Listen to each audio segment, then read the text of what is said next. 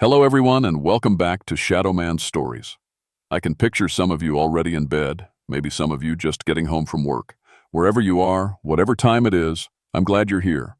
If this helps you relax or sleep, please like and subscribe. It means a lot. Now, let's get you comfortable, and I'll tell you tonight's story. My name is Catherine O'Brien, but everyone just calls me Kate. I've been a forest ranger for 16 years now, working the Daniel Boone National Forest here in Kentucky. I have a PhD in forest ecology. Used to think I'd spend my life in some university lab, but I chose the woods instead. There's something about being out here, studying how everything connects, that just feels right to me. I'm telling you this story because I need someone to know what really happened in Painter's Hollow that December. The official reports will tell you it was just a generator explosion during a bad storm. Missing people, they'll say, were just victims of the weather. But that's not the truth. The truth is something I never would have believed before I lived it. See, I always thought the old stories were just that, stories. The Cherokee elders around here sometimes talked about places you shouldn't go when winter gets real bad. They'd mention Painter's Hollow and shake their heads, say things about hungry spirits that wake up when the snow gets deep. I figured it was just old folklore, maybe some cautionary tales about not getting trapped in remote areas during storms. I was wrong about that. Dead wrong. It started 3 days before Christmas, 1983. We'd gotten word that the research station up in Painter's Hollow had gone quiet. The station was pretty basic. Just a couple buildings where a team from the university was studying deer populations through the winter. They'd been up there since November, tracking how the animals moved when food got scarce. The hollow itself is about 30 miles from the nearest town, tucked way back in the mountains where the old logging roads barely count as roads anymore. It's a pretty spot in summer, thick pine forest, a creek that winds through the valley, lots of wildlife. But in winter, it's a different place entirely. The mountains trap the coal, air, and the wind howls through the trees in ways that can make your skin crawl.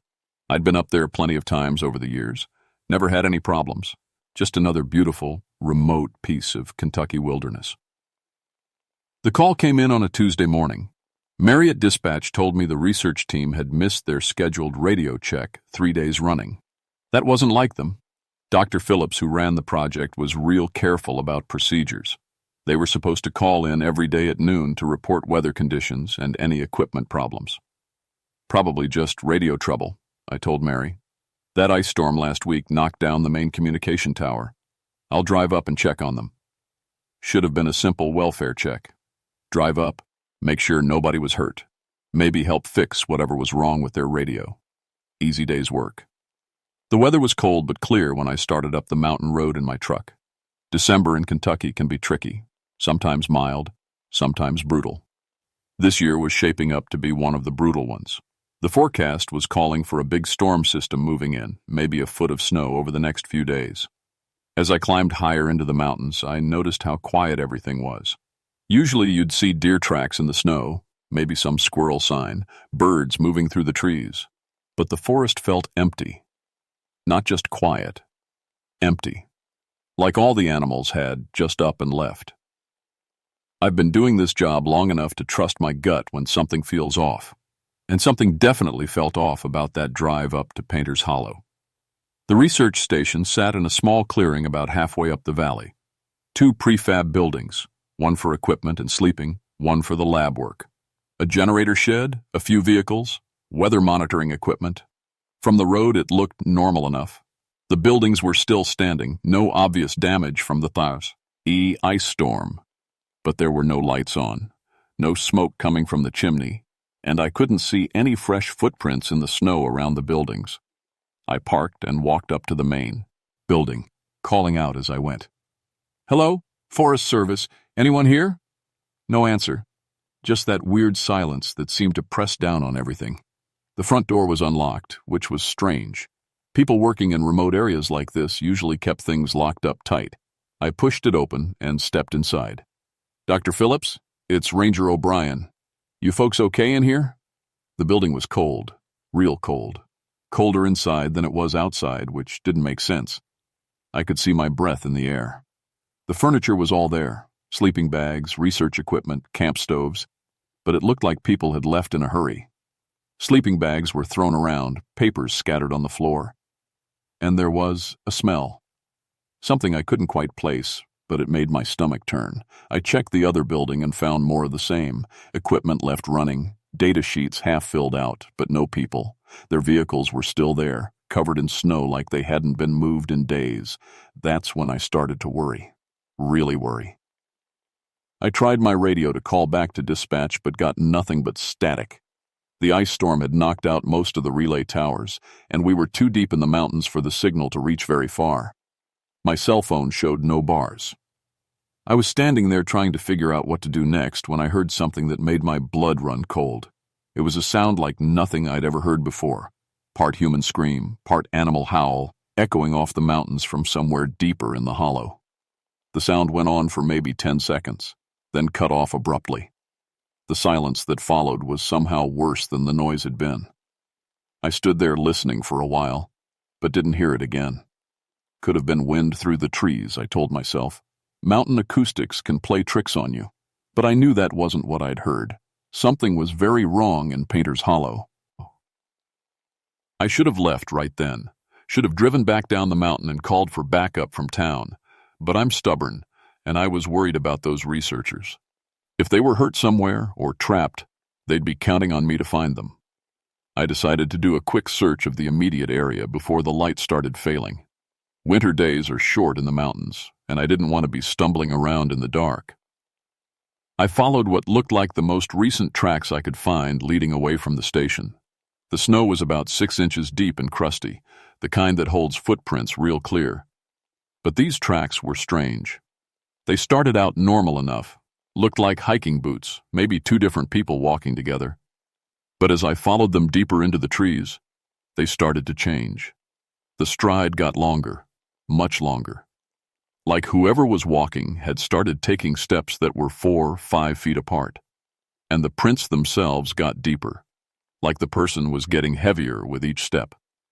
After about a quarter mile, the human tracks just stopped. But there were other marks in the snow. Marks I couldn't make sense of. They looked almost like claw marks, but huge. Bigger than any bear I'd ever tracked. And there was blood. Not a lot, just a few dark spots in the snow. But enough to make me wish I'd brought more than just my service pistol. I found the first body about 50 yards further on. It was Dr. Phillips. I recognized his jacket, his glasses half buried in the snow beside him, but what I saw made me sick to my stomach. He'd been eaten, partially. Chunks of flesh torn away, bones showing through, and the bite marks. They weren't from any animal I knew. They looked almost human, but the teeth were too big, too sharp. I radioed for help again, but still got nothing but static. The sun was getting lower, and I could see clouds building, up over the ridgeline. That storm was coming in faster than predicted. I should have left Dr. Phillips where he was and gotten out of there. That's what protocol says. Secure the scene and wait for backup. But I kept thinking about the other researchers. If one of them was hurt, hiding somewhere, they'd freeze to death before help could reach us. I followed what I thought might be more tracks leading further up the valley. The trees got thicker as I climbed, and the light started to fade. That's when I heard voices. At first, I thought it was good news. Survivors, maybe hurt, but alive. I called out, "Hello? This is Ranger O'Brien. Where are you?" The voices stopped. Then after a moment, I heard someone call back. "Kate? Kate, is that you? Thank God." It was Pete Carson's voice. Pete was another ranger, worked the district south of mine. We'd been friends for years. But what was he doing up here? "Pete?" I called back. "Where are you, buddy? I can't see you." "I'm hurt, Kate. I'm hurt real bad. Can you help me?" I followed his voice through the trees, pushing through pine branches heavy with snow. The light was getting dim, and I was starting to worry about finding my way back to my truck. "Keep talking, Pete. I'm coming." "I'm so hungry, Kate." His voice came from somewhere ahead of me. "I'm so hungry it hurts." That stopped me cold. Something in his voice wasn't right. Pete was a big guy, always joking around, always confident. This voice sounded weak, desperate, scared. "Pete, What happened up here? Where are the researchers? They're gone, Kate, all gone. But I'm still here. I'm still hungry. I pushed through another stand of pines and came into a small clearing. That's where I saw him. At first I thought it was Pete. Same height, same build, same ranger jacket. But as I got closer, I could see something was wrong. Terribly wrong. He was thin. Too thin. Like he hadn't eaten in weeks. His face was gaunt, his eyes sunken deep in his head. And when he smiled at me, I saw his teeth. They weren't Pete's teeth. They were long and sharp and yellow, like an animal's teeth. But they were in Pete's mouth, in Pete's face. "Pete?" I whispered. "What happened to you?" He tilted his head, looking at me with those sunken eyes. "I was hungry, Kate. So hungry. But it's never enough. It's never, ever enough." That's when I noticed his hands. The fingernails were long and black, more like claws than nails. And there was something dark under them, something that looked like dried blood. "Pete, we need to get you to a hospital. You need help." He laughed, and the sound made my skin crawl. "Help? The only help is feeding, Kate. Feeding makes it stop hurting. For a little while." I started backing away, my hand moving to my pistol. Every instinct I had was screaming at me to run, but this was Pete. My friend Pete. "Stay back, Kate," he said, but he was walking toward me. "I don't want to hurt you, but I'm so hungry, and you smell so warm." That's when I ran. I crashed through the trees, branches tearing at my jacket, snow flying up around my boots. Behind me, I could hear Pete following. But he wasn't running like a human runs. He was moving too fast, too quiet, like he was barely touching the ground. I made it back to my truck just as the first fat snowflakes started falling. My hands were shaking so bad I could barely get the keys in the ignition. The engine turned over once, twice, then died. "Come on," I muttered, trying again. "Come on, start." Through the windshield I could see Pete walking out of the trees. He moved wrong, like his joints bent in directions they shouldn't, and he was smiling with those terrible teeth. The engine caught on the third try. I threw the truck in reverse and spun out of there, leaving Pete standing in the snow watching me go. I drove as fast as I dared down the mountain road, my heart pounding. By the time I reached the main highway, the snow was coming down hard, real hard. The kind of snow, too, that could trap you for days if you weren't careful. I tried my radio again when I got to lower ground, but the static was worse than before. The storm was knocking out what little communication we had left. I spent that night in a motel in town trying to figure out what I'd seen, trying to convince myself that Pete was just sick, maybe hypothermic, hallucinating. People could act strange when they were hurt and scared. But I couldn't forget those teeth, or the way he moved. The next morning I woke up to 2 feet of fresh snow and a weather report that made my blood run cold. The storm was just getting started. They were calling for another 2 feet over the next 3 days, with winds gusting up to 60 miles per hour. Painter's Hollow would be completely cut off. And Pete was still up there, along with whatever had killed Dr. Phillips. I spent the morning trying to convince the county sheriff to send a team up to the hollow. Sheriff Morrison was a good man, but he wasn't buying my story about Pete acting strange. "Sounds like hypothermia to me, Kate," he said, looking out at the blizzard through his office window. "Man gets cold and scared. He can act all kinds of ways. We'll get a team up there soon as this storm clears." "Sheriff, there's a dead body up there. Dr. Phillips from the research team. And something killed him, something big." Morrison nodded. "I believe you about the body. Probably a bear attack. They don't always hibernate proper when the weather's been warm, but sending men up there in this storm would be suicide. Road's probably impassable already." He was right about the road. I could see from his window that the main highway was barely being kept open by the plows. The mountain roads would be impossible. But I couldn't shake the image of Pete standing in the snow, those teeth gleaming in the fading light. Whatever was happening up there, it wasn't over. I spent the rest of the day gathering supplies, emergency rations, extra batteries, a better radio, more ammunition for my pistol. If I was going back up there, I wanted to be prepared. That evening, I got a call at my apartment. The phone rang once, twice, then stopped. Rang again, stopped again. On the fourth try, I picked it up. Hello? Static then. Kate? Kate? Are you there? It was Pete's voice, but it sounded different. Weaker. More human. Pete? Where are you calling from? I'm at the station. Kate, something's wrong with me. Something's really wrong. I can't remember things right, and I'm so hungry all the time. Pete, listen to me. You need to get down the mountain. Can you drive? Can you make it to the road? Long pause. Then, I tried. The truck won't start. And, Kate, I found the others. The research team. His voice broke. God, Kate, what did I do to them? My blood went cold. Pete, what are you talking about? What did you do? I can't remember, but there's blood under my fingernails. And the hunger, it's getting worse. I can't think about anything else. Pete, I'm coming up there. Hold tight, okay? I'll be there as soon as I can.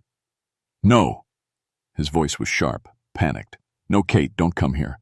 I don't trust myself around you. When I get hungry, I can't. I don't think straight. The line went quiet for a moment. Then, in a whisper, Kate, I think I'm turning into something. Something bad. The phone went dead. I stared at it for a long time, my mind racing. Pete was in trouble. Real trouble. And if he'd hurt the research team, well, maybe he wasn't responsible. Maybe whatever had killed Dr. Phillips had gotten to Pete too. I loaded my truck with supplies and started up the mountain road at first light. The snow had stopped falling, but the wind was fierce, blowing drifts across the road that were sometimes 3 feet deep. It took me 4 hours to make the 30-mile drive, and there were times I wasn't sure I'd make it at all. When I finally reached the research station, the place looked like something out of a nightmare. The snow around the buildings was stained red in patches. There were drag marks leading from the main building to the tree line, long furrows in the snow like something heavy had been pulled through it. Pete's Ranger truck was there, nearly buried in snow. The hood was up, and I could see that someone had torn the engine apart with their bare hands. Wires pulled out, hoses ripped apart, the battery smashed. The front door of the main building was hanging open, banging in the wind. I called out but got no answer. Inside was worse. The place had been torn apart. Furniture overturned, equipment smashed, papers scattered everywhere. And there was blood, lots of it, on the walls, the floor, even the ceiling in some places. I found what was left of the research team in the back room. I won't describe what I saw there. I can't. But it was clear they'd been killed by something with claws and teeth, something that had eaten parts of them. I was standing there trying not to throw up when I heard footsteps behind me. I told you not to come. I spun around. Pete was standing in the doorway, but he looked even worse than before. His face was gaunt, almost skeletal. His clothes hung on his frame like he'd lost 50 pounds. And his eyes were yellow now, like an animal's eyes. Pete, what happened here? He looked around the room, then down at his hands. Those black claws were longer now, curved like talons. I got hungry, he said simply. The hunger came on me like a sickness, and I couldn't fight it. I tried, Kate. I really tried. But they smelled so good. Pete, we need to get you help. There are doctors who specialize in what? In monsters? He laughed, and the sound was nothing like Pete's laugh. Look at me, Kate. Really look at me. I'm not sick. I'm changing into something else. As he spoke, I could see that his teeth were even longer now, extending past his lips. And he was taller somehow, like his bones were stretching. What's happening to you? I don't know. Started 3 days ago, right after I found that old camp deeper in the hollow. There were bones there, Kate. Human bones. Old ones. And symbols carved into the trees. When I touched one of the symbols, something woke up inside me. He took a step closer, and I backed away. The hunger started that night, just a little at first, like I'd missed a meal. But it got worse and worse. Food didn't help. Nothing helped except... He looked at the blood on his hands. Except feeding on them. Pete, fight it. You're stronger than this thing, whatever it is. No, I'm not. And neither will you be. His yellow eyes fixed on mine. It's spreading, Kate. The hunger. I can feel it wanting to spread to you too. That's when I saw the bite mark on his neck. 2 puncture wounds, almost healed over but still visible. Something had bitten him. Something that had passed this curse on to him. What bit you, Pete? I don't know. It was dark and I was looking for shelter. Something came out of the old logging camp ruins. Something tall and thin and wrong. It grabbed me, bit me, then disappeared back into the woods. My mind was racing. The old logging camp. I knew about that place. A whole crew of loggers had vanished there during a brutal winter in the 1890s. The official story was that they'd all frozen to death, but the local tribes told different stories. Stories about wendigos, creatures that were once human, transformed by hunger and cannibalism into monsters that could never be satisfied. Monsters that spread their curse through their bite. Pete, how long since you fed? He checked the watch on his wrist, a gesture so normal it was almost heartbreaking. About 6 hours. The hunger's getting bad again. Real bad. I started backing toward the door. Pete, I need you to stay here. I'm going to go get help. There is no help! His voice was rising, becoming more animal than human. There's only the hunger. It never stops, Kate. It never, ever stops. He lunged at me then, moving faster than any human should be able to move. I got my pistol out and fired twice, hitting him center. Mass. The bullets spun him around, but they didn't drop him. He looked down at the holes in his chest with curiosity, like they were mildly interesting but not particularly painful. That's not going to work, Kate, he said sadly. I tried that myself yesterday. The bullets just go right through. I ran again. Out the door, through the snow, toward my truck. Behind me I could hear Pete following, but he wasn't running. He was walking, taking his time. He knew I had nowhere to go. My truck started on the first try, but when I tried to back up, the wheels just spun in the snow. I was stuck. Really stuck. In the rearview mirror I could see Pete walking toward me across the clearing. But he wasn't alone anymore. There was something else with him. Something tall and impossibly thin, moving through the snow like it weighed nothing at all. Even from a distance, I could see it was wrong. All wrong. Like someone had taken a human being and stretched it out, made it longer and thinner and hungry. The original Wendigo, the thing that had bitten Pete, and now they were both coming for me. I grabbed my emergency pack and ran for the trees, just as the blizzard started up again. The wind howled through the pines like something alive and angry, and the snow came down so thick I could barely see 10 feet in any direction. Behind me I heard Pete's voice, but it didn't sound human anymore. You can't run forever, Kate. The hunger always wins in the end. I stumbled through the forest, the snow getting deeper with every step.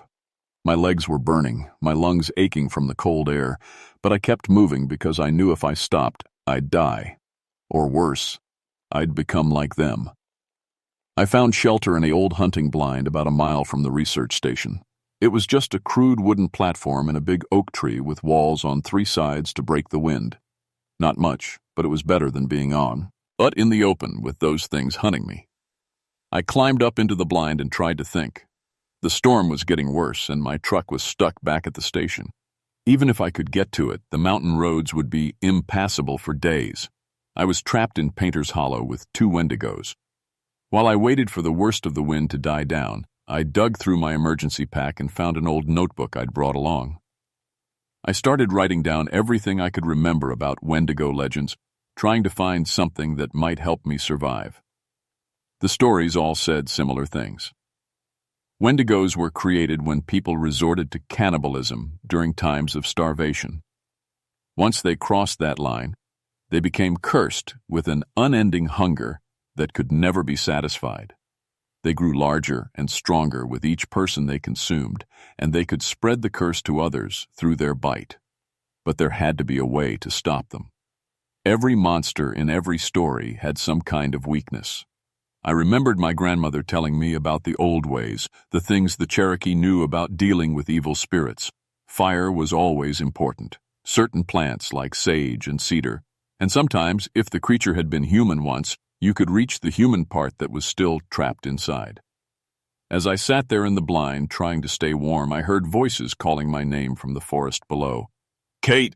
Kate! Where are you?" It was Pete's voice, but it sounded more like his old self, human, worried. "Kate, I'm sorry. I'm sorry about what I did. Please help me." I looked down through the cracks in the blind's walls. I could see a figure moving through the trees below, and it looked like Pete. Normal-sized Pete, not the stretched-out thing I'd seen at the station. "Kate, the hunger's gone.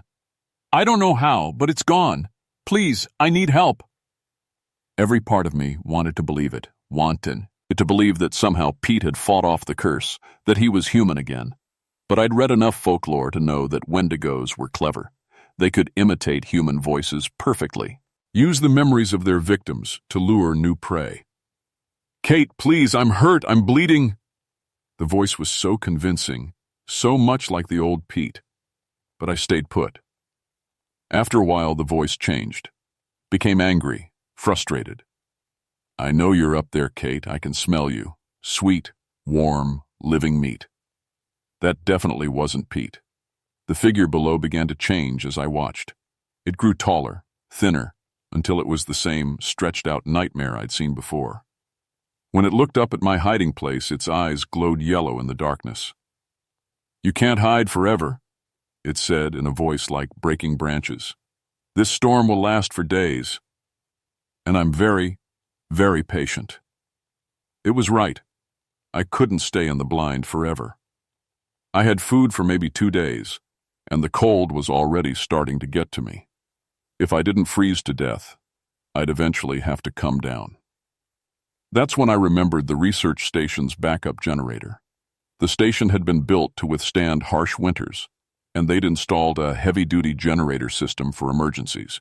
If I could get back there, I might be able to use the equipment to create enough heat and light to drive off the Wendigos.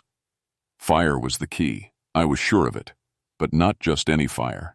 It had to be big enough and hot enough to purify the curse, the kind of fire that could burn away evil. I waited until the wind died down, then climbed down from the blind and started making my way back toward the station. The snow was knee-deep now, and walking was exhausting. But I had to try. I was about halfway there when I heard something behind me. Not footsteps. Wendigos moved too quietly for that. Just a feeling, like something was watching me. I turned around and saw both of them. The original Wendigo and Pete's transformed body, following about 50 yards back. They weren't trying to hide anymore. They knew I had nowhere to run. "Getting tired." "Ed, Kate?" Pete's voice drifted across the snow. "Hungry yet? Cold. We could end all that suffering for you." I ignored them and kept walking. The research station was just ahead, its dark windows like dead eyes staring out at the storm. I made it inside and barred the door behind me. It wouldn't hold them for long. I'd seen what those claws could do, but it might buy me a few minutes. The generator was in a shed behind the main building. If I could get it running and overload the electrical system, I might be able to create the kind of massive electrical fire I needed. I'd studied enough about forest fires to know that electrical fires burned hot and spread fast, and there were chemicals in the lab that would make the fire burn even hotter. It was dangerous. Probably suicidal. But it was the only chance I had. I gathered everything I could find that would burn: papers, wooden furniture, chemicals from the lab. I poured it all around the main room, creating a path that would spread fire through the entire building. Then I went out to start the generator. The Wendigos were waiting for me. "Clever girl," the original creature said. It was standing between me and the generator shed, at least 9 feet tall now, all bone and sinew and terrible hunger. But fire won't save you. Nothing will save you. Pete's transformed body appeared on my other side, trapping me between them. I'm sorry, Kate, Pete's voice said. I really am. But the hunger is everything. It's all I am now. No, it's not, I said, looking into his yellow eyes. You're still Pete Carson. You're still my friend. And friends don't let friends become monsters. For just a moment, something flickered in those inhuman eyes. Something that might have been recognition. Fight it, Pete, I said. I know you're still in there somewhere. Fight the hunger. I can't, he whispered. It's too strong. Yes, you can. Remember who you were. Remember why you became a ranger. You wanted to protect things, Pete. Protect the forest. Protect people like me. The Wendigo was getting impatient. It took a step closer, its claws extended, but Pete stepped in front of it. No, he said, and his voice was stronger now, more human. She's not food. She's my friend. The original Wendigo roared and swung at Pete with those terrible claws. They crashed together in the snow, two monsters fighting over prey. I used the distraction to run for the generator shed. The generator started on the first pull, roaring to life and sending power coursing through the research station. I could see lights coming on in the windows. Behind me, the two Wendigos were still fighting. Pete was smaller and weaker, but he was fighting with the desperation of someone trying to hold on to the last scraps of his humanity. I ran back to the main building and began setting fires with matches from the emergency kit. The chemicals I'd spread around caught quickly, and soon the whole room was blazing. Then I went to the electrical panel and did something that would have made my fire safety instructor have a heart attack. I ripped out every safety breaker I could find. The lights in the building began to flicker and spark. Smoke poured from the electrical outlets. The fire spread faster, fed by the overloading electrical system. I ran outside just as the building exploded behind me. The blast knocked me flat, and when I looked up, I saw something amazing. The fire wasn't just burning. It was burning with a clean, white light that seemed to push back the darkness of the storm. The original Wendigo had been caught in the blast. It was on fire, but not burning the way things normally burn. The flames were consuming the curse itself, unmaking the evil that had twisted it from human into monster. As it burned, it shrieked with voices from the past, all the people it had killed and consumed over the decades. And then, finally, it was silent. Pete was lying in the snow nearby, badly hurt from the fight, but still alive, still human somehow. The explosion had burned away the Wendigo curse without killing the man underneath. Kate, he whispered as I knelt beside him. Did we stop it? I looked at the burning building, then at the forest around us. The storm was already beginning to weaken. The unnatural cold that had gripped the hollow was fading. Yeah, Pete, we stopped it. The rescue teams found us 2 days later when the storm finally broke. Pete was in bad shape, hypothermia, severe blood loss, and injuries that the doctors couldn't quite explain. But he was alive, and he was human. The official report said the research station had been destroyed by a generator explosion during the blizzard. The missing research team was listed as victims of the storm, their bodies presumably lost to the elements. Pete's injuries were attributed to his heroic attempt to rescue them. Nobody asked too many questions. People don't want to hear about monsters in the woods. Pete recovered eventually. He took early retirement from the Forest Service and moved to Florida, said he'd had enough of cold weather to last him a lifetime. We still talk sometimes, but we don't discuss what happened in Painter's Hollow. Some things are better left buried. Me? I went back to work. But I'm different now. I listen when the old-timers talk about places you shouldn't go, times when the forest becomes something other than what it seems. And I've started learning about the traditional knowledge that my grandmother tried to teach me, things about balance and respect and the thin places where the world turns dangerous. I've also been doing some quiet research into similar incidents.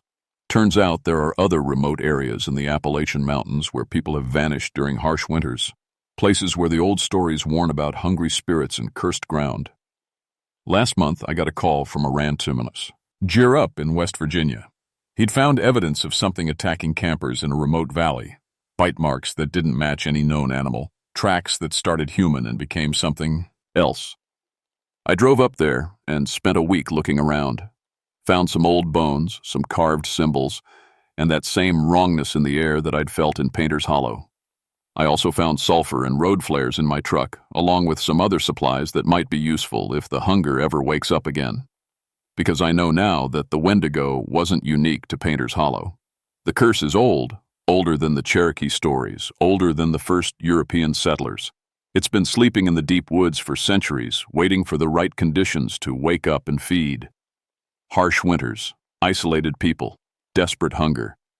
And it's still out there. I'm telling you this story because I think people need to know, not the whole truth. Most folks aren't ready for that. But they need to know that there are places in this world where the old rules don't apply.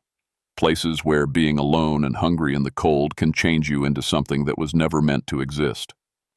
If you're ever in the mountains during a bad winter and you hear something calling your name from the darkness, don't answer.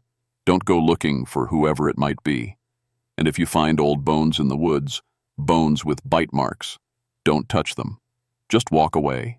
Because the hunger never really dies. It just waits for the next person desperate enough to cross the line between human and monster. My name is Catherine O'Brien. I've been a forest ranger for 17 years now, and I know that some hungers can never be satisfied.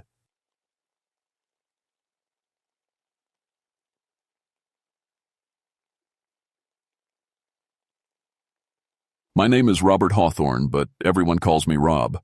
I've been a park ranger for 12 years now, working the Cave Rescue Unit in George Washington National Forest, West Virginia. People think being a ranger is all about campfires and lost hikers, but my job is different. When someone goes missing in the caves under Devil's Backbone Ridge, they call me.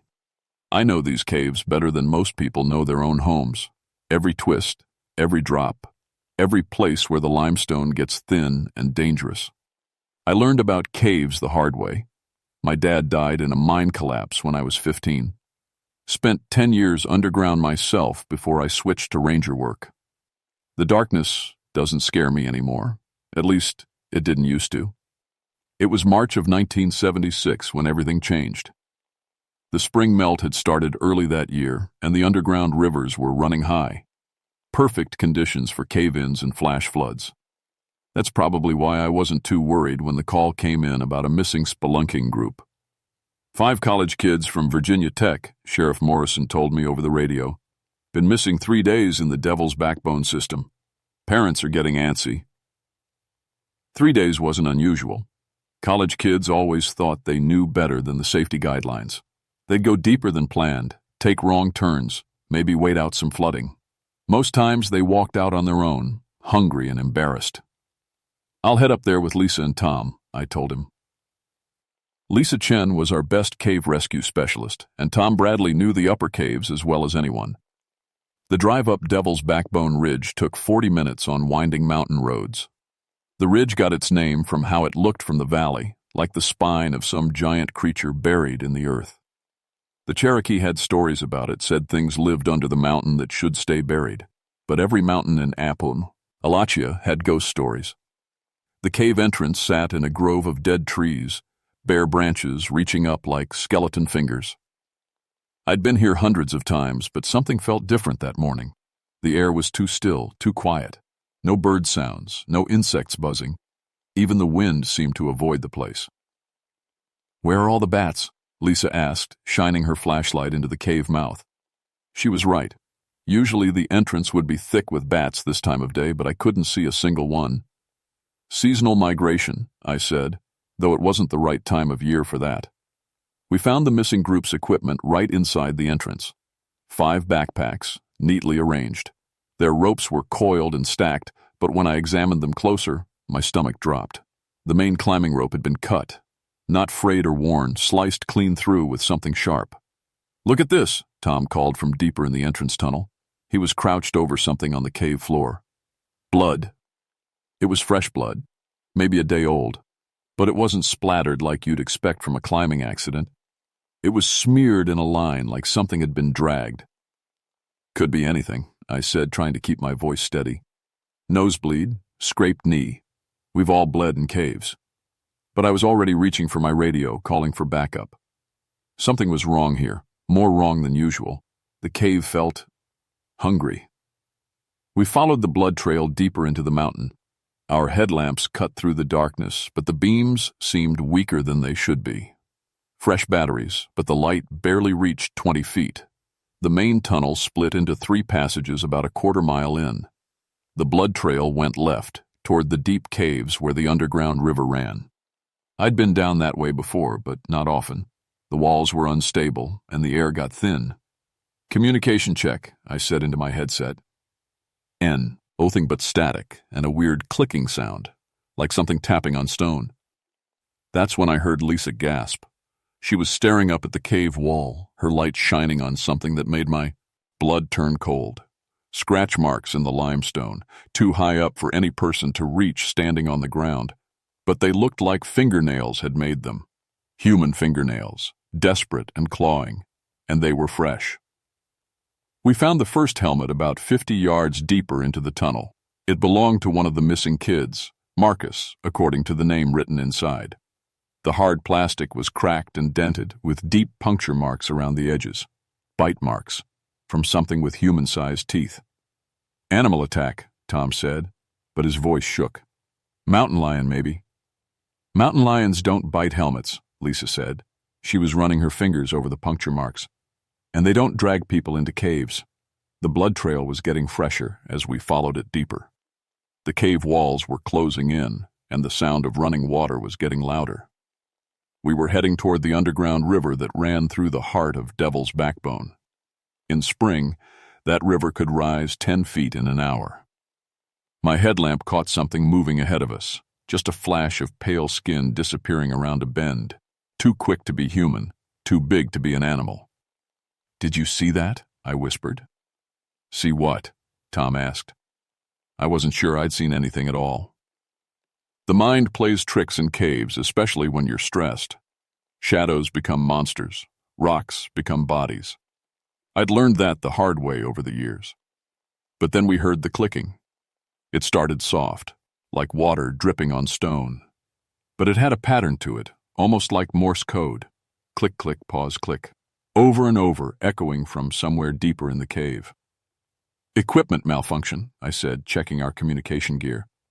But the clicking wasn't coming from our radios, it was coming from the cave itself. We rounded the bend and found ourselves in a wider chamber. Our lights revealed something that shouldn't have been a camp. Sleeping bags laid out in a circle, backpacks neatly arranged. A small camp stove still warm to the touch. But no people.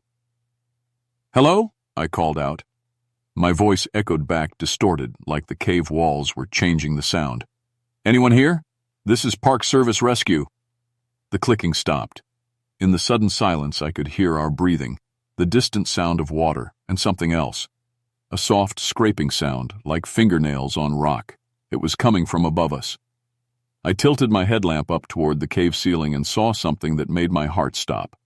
A person was hanging upside down from the rock, pressed flat against the ceiling 20 feet above us, but they were moving wrong, too fluid, like they had extra joints. Their skin was white as bone, and their arms and legs were too long. "Jesus Christ," Tom whispered. The thing dropped. It hit the cave floor with a wet thud, but instead of being hurt, it immediately scrambled behind a rock formation.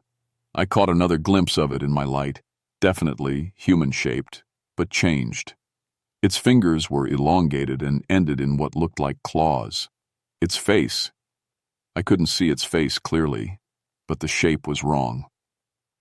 "What the hell was that?" Lisa's voice was barely a whisper. Before I could answer, we heard someone crying. It was coming from a narrow side passage, barely wide enough for one person. A girl's voice, sobbing and calling for help. One of the missing students, had to be. "Stay together," I said, drawing the emergency flare from my belt. If that thing came back, light seemed like our best defense. We squeezed into the narrow passage, following the sound of crying. The walls pressed in close on both sides, and the ceiling dropped so low we had to crawl in places. Perfect ambush territory. We found her in a small chamber at the end of the passage. Jenny Morrison, 19 years old from Virginia Tech. She was at home. As curled up in the corner, alive, but in shock. Her clothes were torn and she was covered in cave mud, but she was breathing. "Jenny," I said softly. "I'm Rob Hawthorne, park ranger. We're here to get you out." She looked up at me with wide, terrified eyes. "They took the others," she whispered. "The pale ones. They came out of the walls and took them." "Who took them, Jenny?" "They used to be people," she said, grabbing my arm with both hands. "I could see it in their faces. They used to be people, but now they're hungry. So hungry." That's when the clicking started again, louder this time, coming from multiple directions. "We need to move," I said. "Now." But as we turned to leave the chamber, our lights revealed shapes moving in the passage behind us. Pale forms crawling along the walls and ceiling with impossible speed and grace. They moved like spiders, but they were human-sized, and they were surrounding us. The flare hissed to life in my hand, flooding the chamber with brilliant red light. The pale creatures recoiled, making sounds like wounded animals. In the harsh light, I could see them clearly for the first time. They had been human once. I could tell by their basic shape, the way their faces were arranged. But something had changed them. Their skin was translucent white, stretched tight over elongated bones. Their fingers had grown into claws, and their teeth had become sharp and numerous. They moved on all fours most of the time, but could rear up on their hind legs when needed. The worst part was their eyes. Still human eyes, but filled with an intelligence that had gone completely wrong. They watched us like wolves studying sheep, calculating and patient. "The light hurts them," Lisa said, holding up her brightest flashlight. The creatures stayed back, clicking and hissing at each other. "We moved toward the entrance," I said. "Stay in the light. Stay together." Jenny clung to my arm as we backed out of the chamber. The creatures followed us, staying just at the edge of our light. I could hear more of them moving through passages we couldn't see, parallel tunnels and hidden cracks in the rock. "There," Jenny whispered, pointing at one of the creatures. "That one took Marcus. I saw it happen." The creature she was pointing at had been human recently enough that I could still see the remains of clothes hanging off its pale frame. A Virginia Tech sweatshirt, torn and filthy but still recognizable. This thing had been one of the missing students. "How long have you been down here, Jenny?" 3 days, I think. Maybe 4. It's hard to tell. 3 days wasn't long enough for a human to change like this, which meant these creatures had been in the caves much longer. The missing students hadn't become the pale crawlers. They'd been taken by them. We made it back to the main chamber, but our exit route was blocked. More pale creatures hung from the ceiling, their clicking calls echoing through the cave system. They were coordinating, using the sounds to communicate. "The river," I said. "We go toward the river.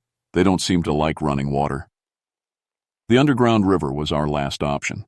It flowed through a series of chambers deeper in the cave system before emerging on the other side of the mountain.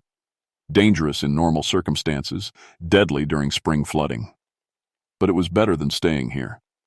As we moved deeper into the caves, I started noticing things that made my skin crawl. Scratches on the walls that formed patterns, almost like writing. Piles of bones arranged in neat stacks. And everywhere, that smell of decay and something else, something chemical and wrong. "Rob," Tom said, "look at this." He was shining his light on a section of cave wall where the limestone had been carved. Not recently, but not ancient either. Maybe 30 or 40 years old. The carving showed stick figures of humans and other stick figures that were longer and thinner. There were scenes of the thin figures taking the humans, dragging them deeper into the mountain. "Miners," I said suddenly. "The mine collapse of 1946. 17 men were trapped when they sealed the mine entrance." "They sealed it?" Lisa asked. "Why didn't they dig them out?" I remembered the old stories my father used to tell.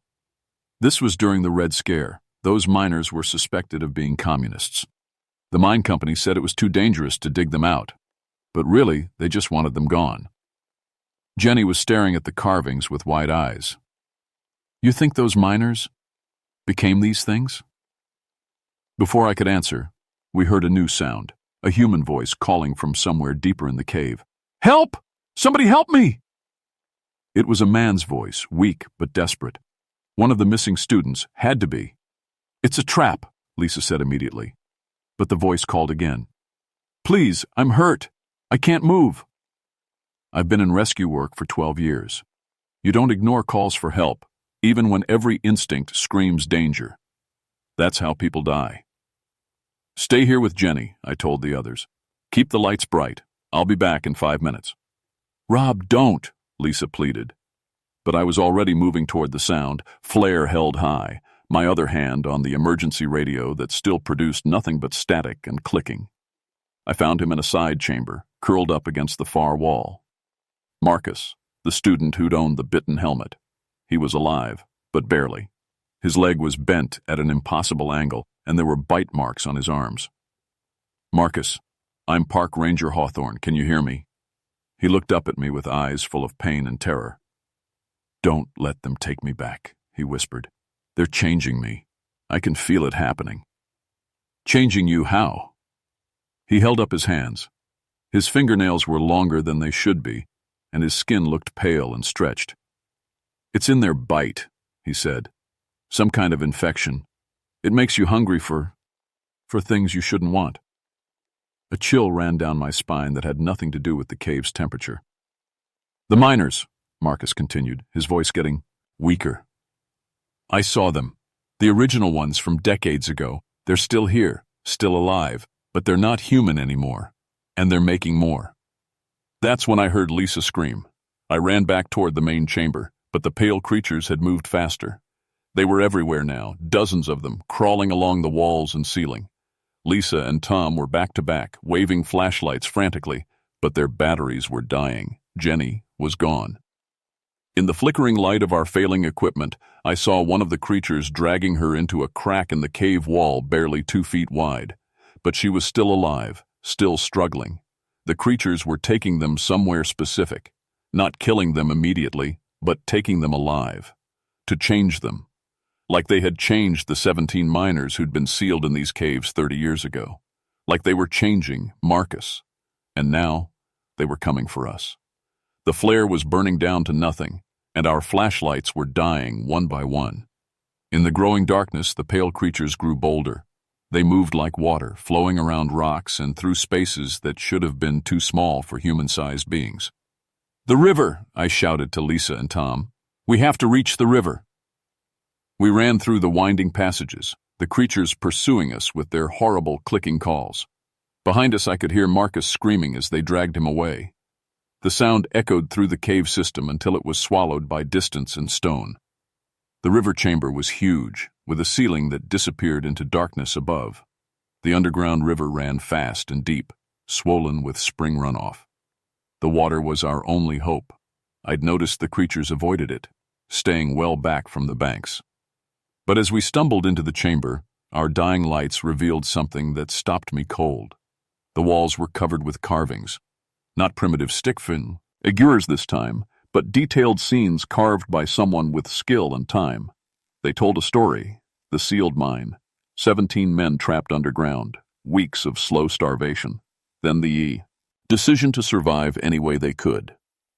The carvings showed what came next. Cannibalism. One man killing another to feed the group, then another, and another, until only a few remained, driven mad by hunger and darkness. But the story didn't end there.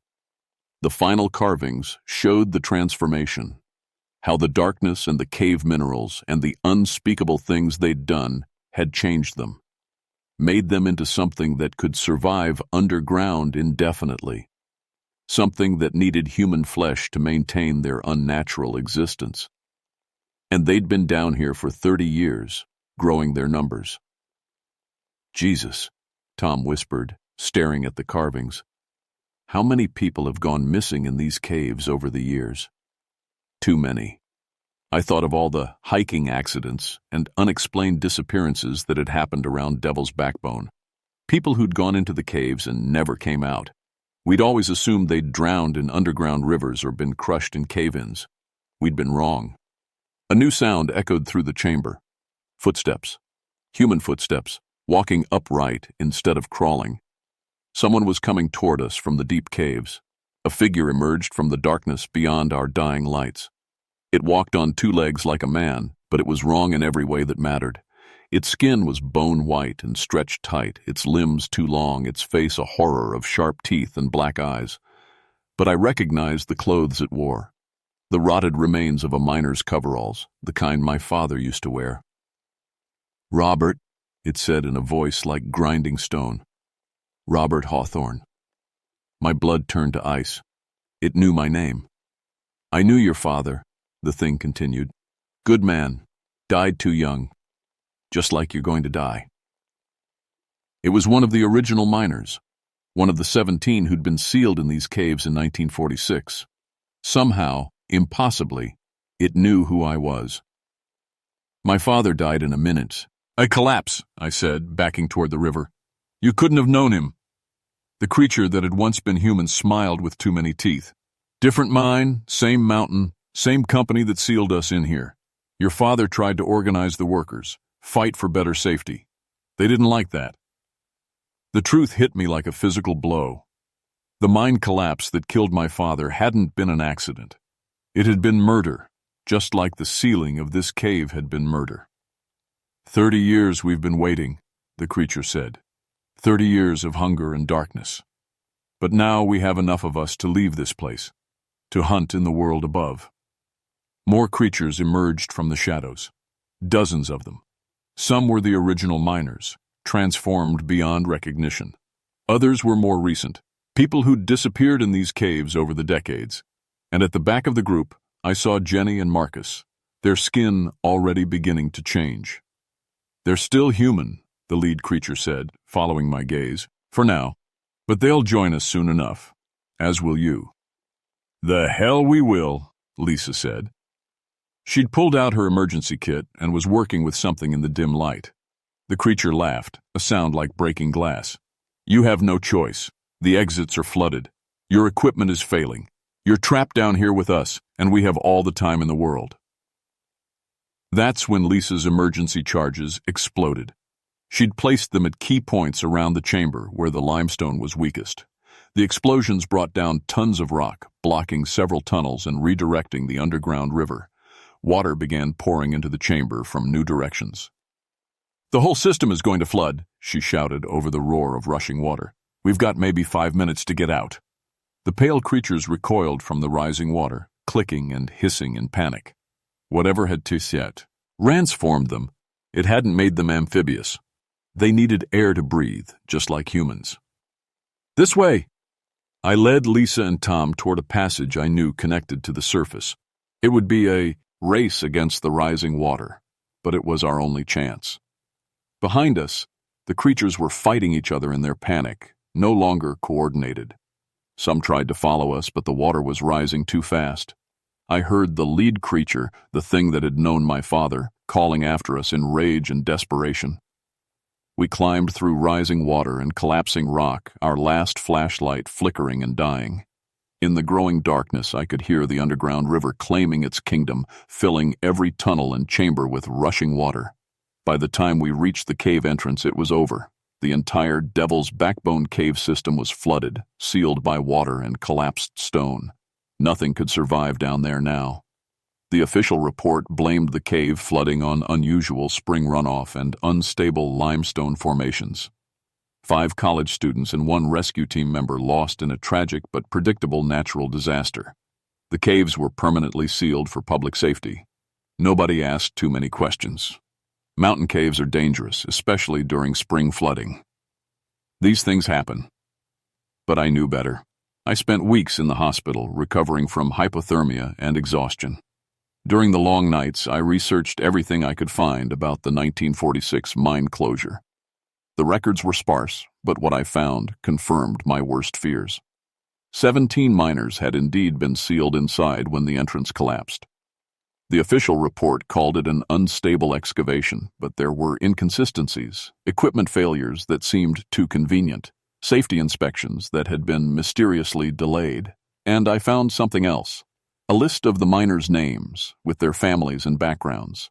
3 of them had been union organizers. 5 others had been suspected of communist sympathies during the Red Scare paranoia of the late 1940s. They'd been murdered, sealed alive, and left to die because of their politics.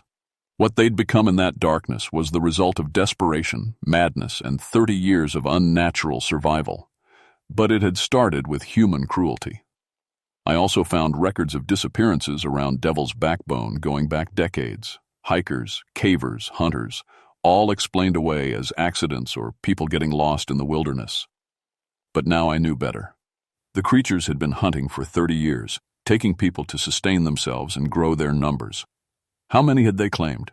How many families had never learned the truth about what happened to their loved ones? Lisa and Tom never talked about what we'd seen in the caves. We'd all signed agreements with the Park Service, and nobody wanted to sound crazy. But sometimes, I'd catch them staring at cave entrances with the same haunted look I knew was in my own eyes. 6 months later, I got a call from a ranger in Kentucky. 3 college students had disappeared in the cave systems under Black Mountain. Their equipment had been found neatly arranged at the cave entrance with climbing ropes that had been cut clean through. "Any advice?" the ranger asked. "I heard you handled something similar up in West Virginia." I thought about the pale creatures, about the clicking sounds and the hunger in their black eyes. I thought about 30 years of accumulated evil and the terrible things people could become when civilization was stripped away. "Flood the caves," I told him. "Whatever it takes, flood the caves and seal them permanently." That seems extreme for a simple missing persons case. "Trust me," I said. "Some things should stay buried." He hung up, probably thinking I'd lost my mind. Maybe I had. But 2 weeks later, I saw a news report about unusual flooding in the Black Mountain cave system, a tragic natural disaster that had claimed 3 young lives. The caves were permanently closed for public safety. I never found out if that ranger took my advice or if he'd seen what I'd seen down in the darkness, but I was glad the caves were sealed either way. Because late at night, when the wind blows just right through the mountains, I can still hear clicking sounds echoing from deep underground, and I know that somewhere in the darkness beneath Appalachia, things that used to be human are still waiting, still hungry, still growing. And the next time someone disappears in a mountain cave, I'll be ready to make another phone call. Because some jobs never really end. My name is Robert Hawthorne, and I've spent 12 years learning that the real monsters aren't the ones in stories. They're the ones we make ourselves.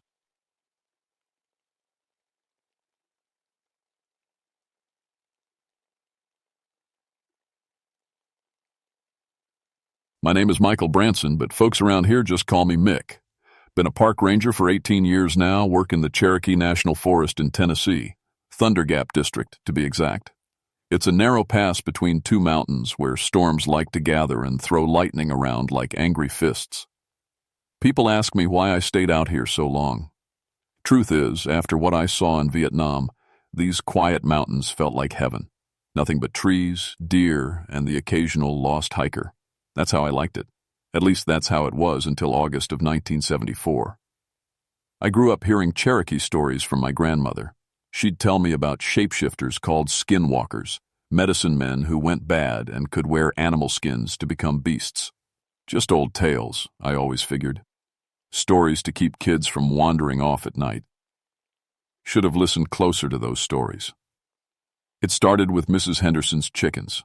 She lived on a small farm about 5 miles from the Gap. Called me up one morning, voice shaking like autumn leaves. "Mick, something got into my henhouse, but it ain't no fox or coyote. You need to come see this." I drove out there expecting the usual mess, maybe a bear that had wandered down from higher up. What I found made my skin crawl. 12 chickens, all dead. But they weren't torn apart like a hungry animal would do. They were arranged in a perfect circle, each one with its head twisted exactly the same way. No blood anywhere. No signs of a struggle. "What kind of animal does this?" Mrs. Henderson asked, wrapping her shawl tighter around her shoulders. I knelt down and looked closer. Around each chicken were paw prints, but they kept changing. Bear paws near one chicken, wolf prints by another. Human footprints, Bare human feet, right in the middle of it all.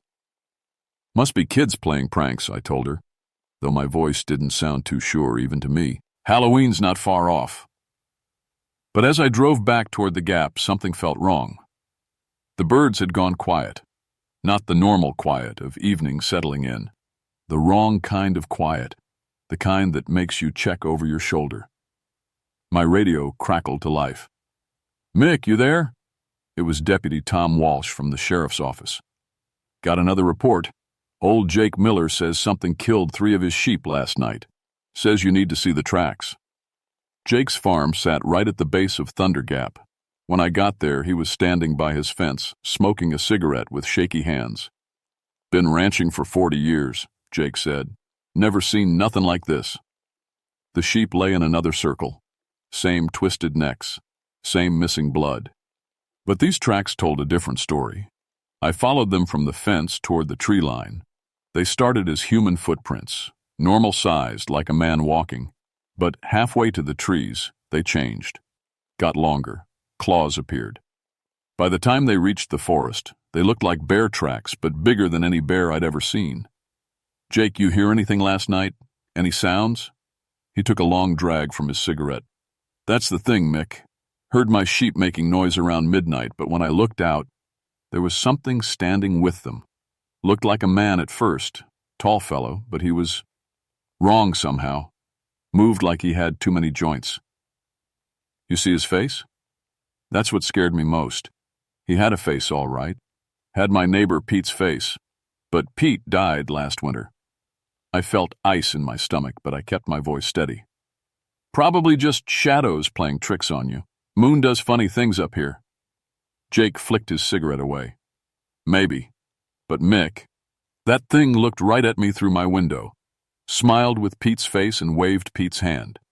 Then it dropped down on all fours and ran into the woods faster than anything should mess." Oh. I spent the rest of that day following the tracks into Thunder Gap. They led to a cave system I'd never seen before, though I'd been patrolling these mountains for almost 2 decades. The opening was hidden behind a wall of thorny vines, like nature had tried to keep something in, or keep something out. The tracks disappeared at the cave mouth. I called out, but only heard my own voice echo back, strange and hollow. That night I couldn't sleep. Every little sound made me sit up and listen. Wind in the trees sounded like whispers. Branches scratching my cabin walls sounded like claws. And somewhere in the distance, I could swear I heard someone calling my name. The next morning brought more calls.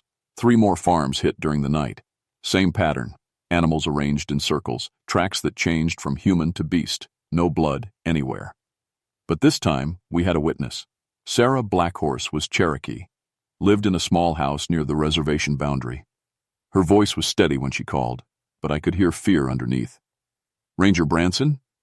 You need to come out here, and bring someone else with you. Don't come alone." I called Joseph Crow Feather, another ranger who worked the Cherokee sections.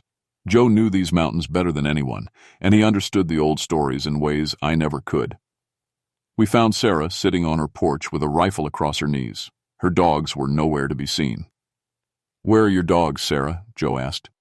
"Gone. Ran off last night and won't come back. They know better than to stay."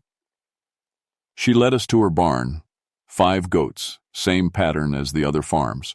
But this time, there were other things scattered around, human things. A wallet with ID cards, a wristwatch, a pair of glasses. "These belong to folks who went missing over the years," Joe said, his face grim.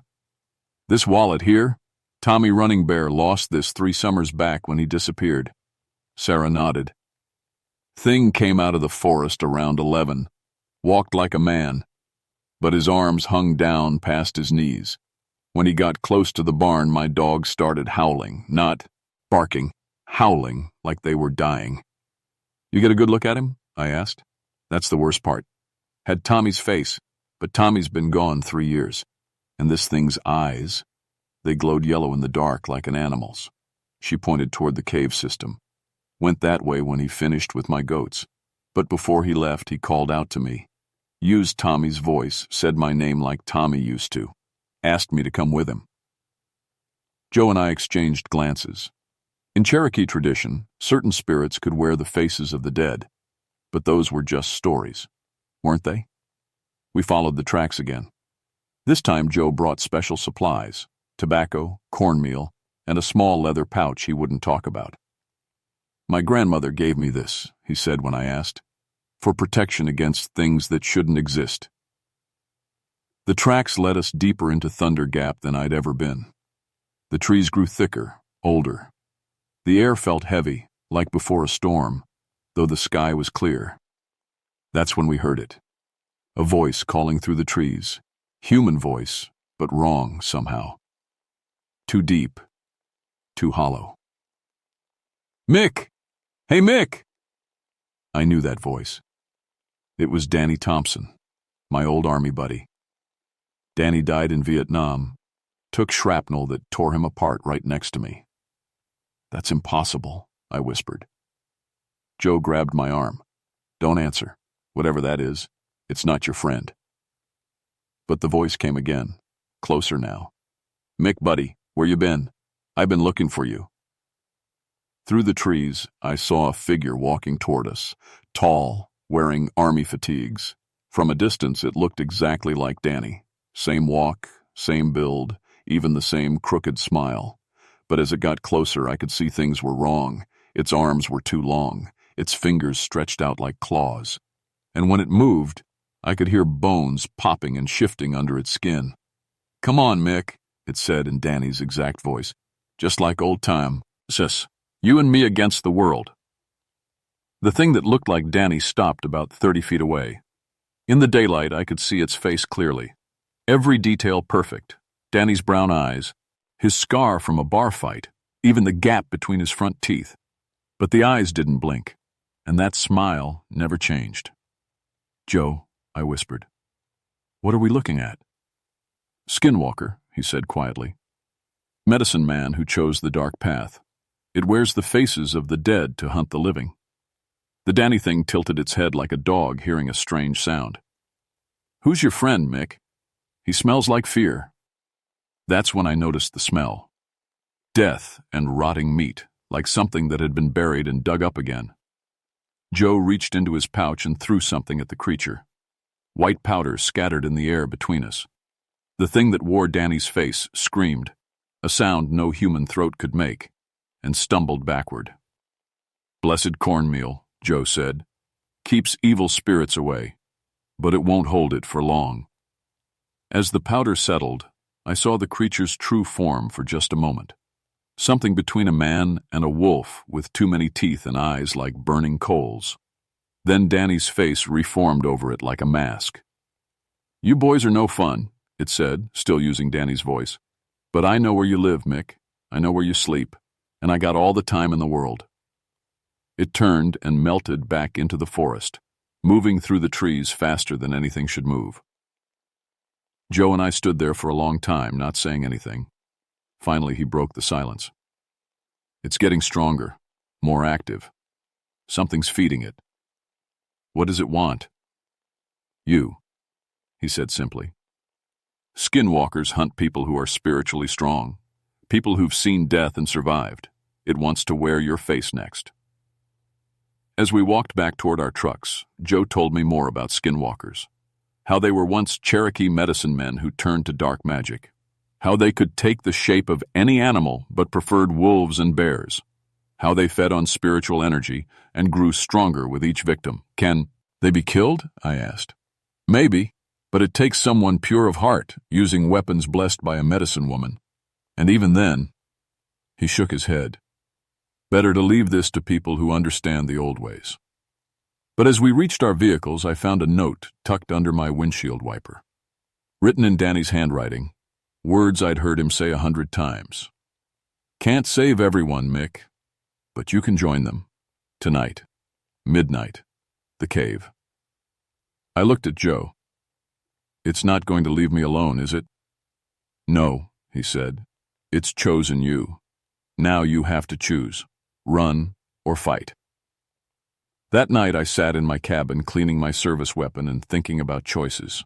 About Danny and all the other friends I'd lost.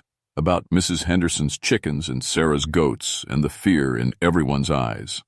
Outside, something was calling my name again. I didn't sleep that night. Every time I started to drift off, I'd hear Danny's voice outside my cabin, sometimes laughing, sometimes crying, always calling for me to come out and join him. By morning, I'd made my decision.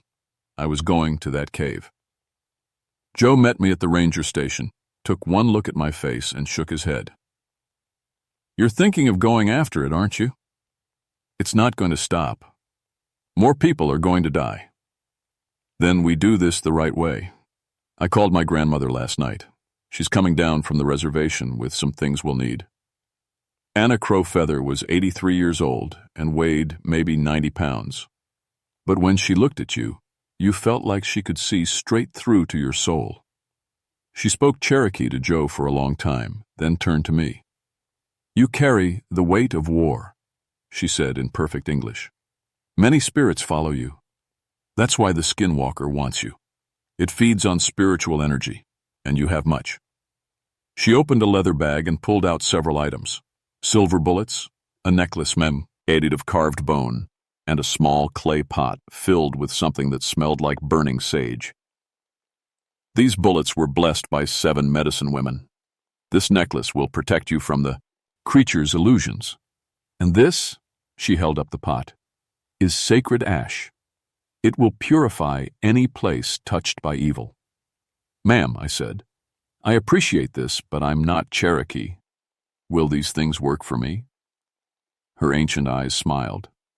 "Good heart is good heart, no matter what color the skin. You want to protect people. That makes you worthy." She taught me words in Cherokee, a chant for purification, a prayer for protection. Made me repeat them until I got the pronunciation right. "The skinwalker is strongest in its cave," she warned. "It has gathered many spirits there, many stolen faces. It will try to confuse you, make you see things that aren't real. But remember, it can only wear faces of the dead. If you see someone alive, it's a lie." That evening, Joe and I hiked up to Thunder Gap. The storm clouds were gathering again, like they always did around the narrow pass. Lightning flickered in the distance, and thunder rolled between the mountains. "Storm's coming," Joe said. "Good. Maybe it'll cover our approach." But as we got closer to the cave, I realized the storm wasn't natural. The lightning was too regular, too focused. It kept striking the same spot over and over, right above the cave entrance. "It's calling the storm," Joe whispered, "using the gap as a lightning rod. That's where it gets its power." We reached the wall of thorny vines. Up close, I could see they weren't normal plants. They were black, twisted things that seemed to move even when there was no wind. And they were covered in small bones, bird bones, mouse bones, and some that looked disturbingly human. Joe cut through them with a knife blessed by his grandmother. The vines bled black sap that hissed when it hit the ground. The cave mouth yawned open like a hungry throat. Cold air rushed out, carrying the smell of death and old blood. And something else, the scent of all the missing people, all the stolen lives. "Last chance to turn back," Joe said. I checked my service weapon, loaded with Anna's blessed silver bullets. "Let's end this." The cave was bigger than I'd expected. Our flashlights revealed smooth stone walls covered in paintings, Cherokee symbols mixed with things that hurt to look at. Images of people transforming into beasts, of ceremonies that looked wrong, of faces screaming in eternal torment. Deeper in, we found the first chamber. It was full of personal belongings, hundreds of items from people who'd disappeared over the years. Wallets, jewelry, photographs, clothes, a museum of the dead. "How long has this thing been hunting?" I whispered. "Long time," Joe answered. "My grandmother says there were stories about missing people even when she was young, but it's gotten bolder lately, hungrier." We moved deeper. The second chamber was worse. Bones everywhere, arranged in careful patterns. Human skulls stacked in pyramids. Rib cages formed into strange symbols, and in the center, a circle of Cherokee artifacts, pottery, weapons, sacred items stolen from burial sites. "It's been feeding off these," Joe said. using Cherokee spiritual energy to make itself stronger. From the darkness ahead came a sound, multiple voices calling our names. Danny's voice, mixed with others I recognized. Tommy Running Bear, the missing Cherokee man. Deputy Sanders, who'd disappeared last spring. And more voices, too many voices, all calling for us to come deeper. We entered the final chamber, and my heart stopped. It was massive, carved out of living rock. The walls were covered in faces. Human faces pressed into the stone like masks, all with their eyes open, all moving their mouths silently, as if trying to scream. And in the center, sitting on a throne made of bones, was the skinwalker. It looked like a man, but wrong in every way. Too tall, too thin, with arms that hung down to its knees. Its skin was pale and loose, like it didn't quite fit. And its face kept changing. One second it was Danny, the next Tommy Running Bear. Then Deputy Sanders. The faces flickered and shifted like a broken television, never staying still. "Welcome, Mick," it said in Danny's voice. "Been waiting for you." Lightning struck overhead, and the cave filled with harsh blue light. In that flash, I saw what the skinwalker really was. A writhing mass of stolen skin and borrowed faces, held together by dark magic and endless hunger. "You can't save them," it said, now using Tommy's voice, "just like you couldn't save your friends in the war. But you can join them. Make the guilt stop." The faces in the walls began to move more urgently, their mouths opening and closing like fish out of water. I realized they were trying to warn us. Joe raised his rifle, loaded with blessed bullets. "It's time to end this." The skinwalker laughed with a dozen different voices. "You think your grandmother's old magic can stop me? I've been eating Cherokee spirits for over a century. I am stronger than your ancestors ever were." That's when the faces in the wall found their voices. They all screamed at once. The screaming was unbearable. Dozens of voices. All the people the skinwalker had killed, crying out in pain and rage and desperation. Joe and I covered our ears, but the sound seemed to come from inside our heads. The skinwalker rose from its bone throne, growing larger as it stood. Its stolen faces flickered faster now. Men, women, children, all the people it had consumed over the decades. "You want to see what I really am?" It roared in a voice like breaking glass. The creature's skin began to split and peel away like old wallpaper. Underneath was something that made no sense, a writhing mass of muscle and bone that kept reshaping itself, growing extra arms, sprouting claws, then reabsorbing them back into its body. "I am hunger itself," it said. "I am every nightmare your people ever told around campfires. I am the shadow in the woods, the thing that takes children in the night." Joe fired his rifle. The blessed silver bullet hit the creature in the chest, and it stumbled backward with a howl that shook rocks from the ceiling. Black blood poured from the wound, but it didn't go down. Instead, it got angry. Lightning struck the cave entrance behind us.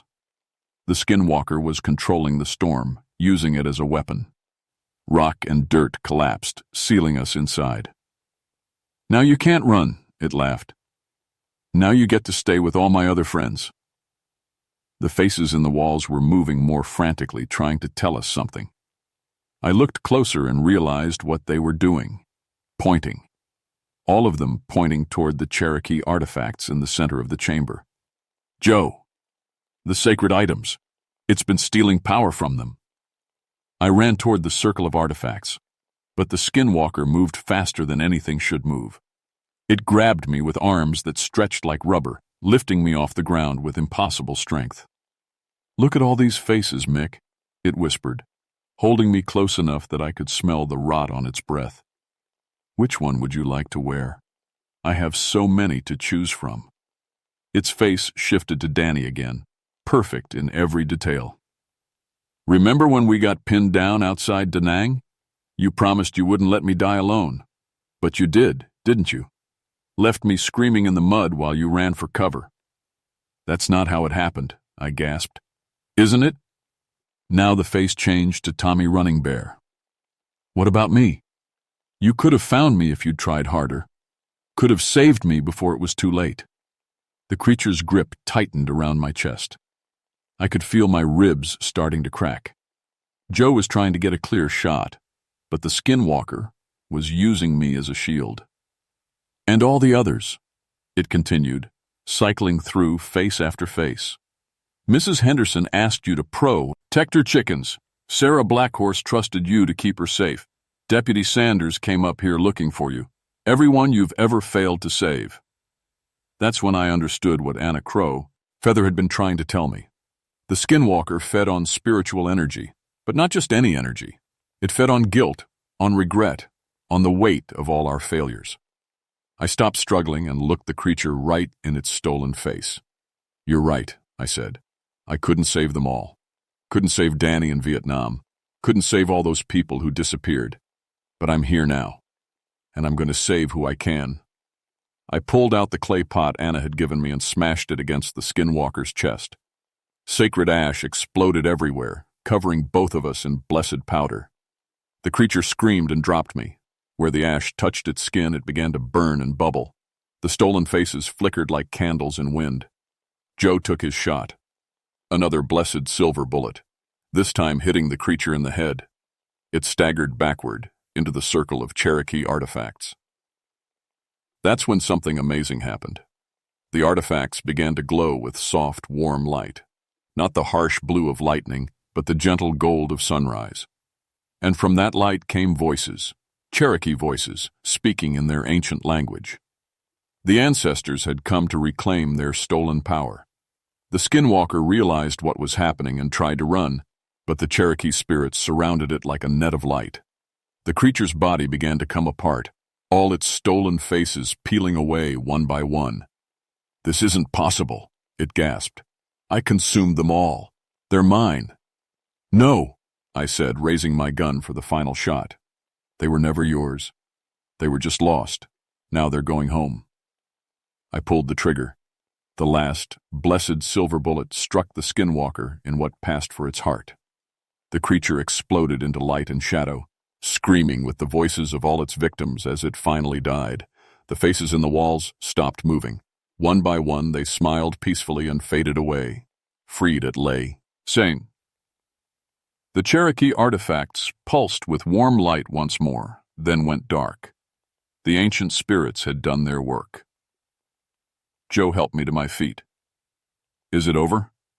I looked around the cave. The walls were just stone now, empty of faces. The bone throne had crumbled to dust. The creature's body was gone, leaving only a pile of ash where it had fallen. Yeah, I said. It's over. But as we stood there in the darkness, I felt something change inside me. The weight I'd carried since Vietnam, the guilt, the nightmares, the faces of friends I couldn't save, it was still there, but different now. Lighter. Maybe some burdens are meant to be carried. Maybe they remind us to do better, to fight harder, to never give up on the people who need our help. Thunder rolled overhead, but it was natural thunder now, just a normal storm passing through Thunder Gap. We found another way out of the cave system, emerging into the clean night air as rain began to fall. The storm washed away the last traces of ash, cleaning the mountain of the evil that had lived there. The next morning brought reporters, FBI agents, and more questions than I had answers for.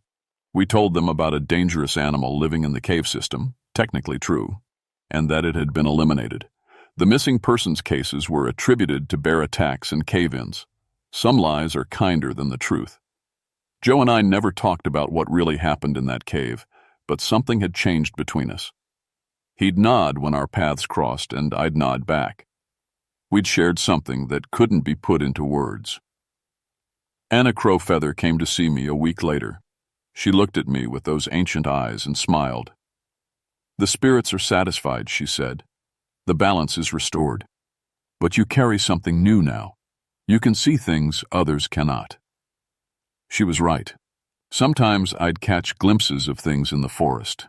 Not evil things, just spirits going about their business, the Cherokee ancestors, still watching over their land, lost hikers who'd found peace. Even Danny once, standing at the edge of my vision and saluting before he faded away. I stayed a ranger for another 10 years after that night. Never had another incident like the skinwalker, but I handled the occasional ghost sighting or mysterious animal report differently. Listened to the Cherokee elders more. Paid attention to the old stories. Mrs. Henderson's chickens started laying again. Sarah Blackhorse got new dogs that weren't afraid of the forest. Jake Miller sold his sheep and took up beekeeping instead. Thunder Gap became just another mountain pass. Nothing special about it except for the way lightning still liked to dance between the peaks during summer storms. But sometimes, on quiet nights when the moon is dark, I'll drive up there and walk the old trails, just to make sure, just to listen. Because some things that shouldn't exist sometimes do exist, and when they do, somebody has to stand between them and the innocent people trying to live their lives. My name is Michael Branson. I've been a ranger for 28 years now, and I've seen things that would make most people question their sanity. But I learned something important in that cave full of stolen faces. We can't save everyone, but that doesn't mean we stop trying. The dead don't blame us for failing them. They're grateful we tried at all. And sometimes, if we're lucky, we get a second chance to do right by them. The skinwalker is gone, but its story serves as a reminder. Evil exists in this world, wearing friendly faces and speaking with familiar voices. It feeds on our guilt and grows strong from our regrets. But good exists too, in Cherokee grandmothers who bless silver bullets for strangers, in rangers who risk their lives to protect people they've never met, in the spirits of ancestors who refuse to let darkness win.